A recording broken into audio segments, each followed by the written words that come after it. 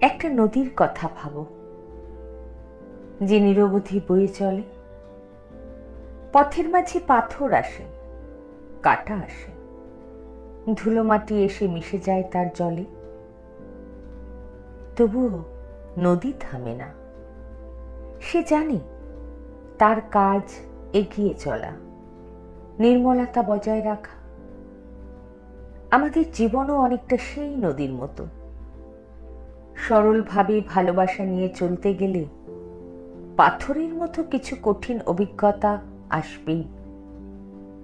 জীবনের পথে তুমি হয়তো অনেকবার হোঁচট খাবে। যাকে নিঃস্বার্থভাবে বিশ্বাস করলে সেই হয়তো তোমাকে সবচেয়ে গভীরভাবে আঘাত করবে।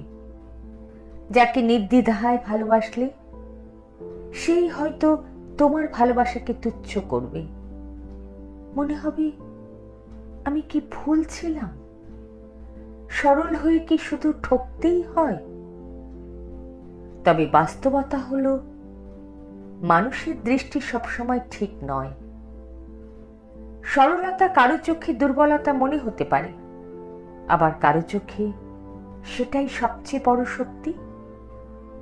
একটা ছোট্ট দ্বীপ যেমন অন্ধকার ঘরে আলো ছড়িয়ে দেয়, তেমনি তোমার নিঃস্বার্থ মনটাও এই কঠিন দুনিয়ায় অনেকের জীবনে আশার আলো জ্বালাতে পারে।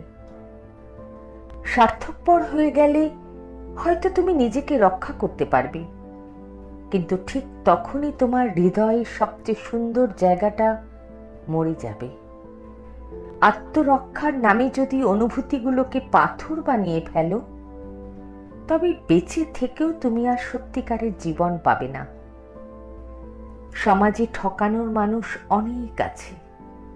এক একজন এক একভাবে নিজেদের স্বার্থ সিদ্ধি করে, কিন্তু যারা ঠকেও ভালো থাকার সাহস রাখে, তাদের মতো মানুষই পৃথিবীটাকে এখনো কিছুটা সুন্দর করে রেখেছে।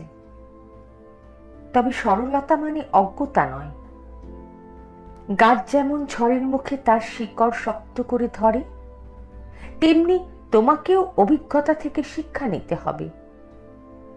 প্রতিটি ঠকানো যেন তোমাকে আরো সচেতন করে তোলে, আরো প্রজ্ঞাবান করে, কিন্তু কোনো ঠকানো যেন তোমার সহজাত ভালোবাসা আর মানবিকতাকে নষ্ট না করে।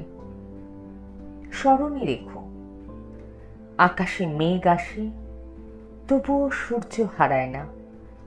জীবনে প্রতারণা আসে, তবুও ভালোবাসা মরতে নেই।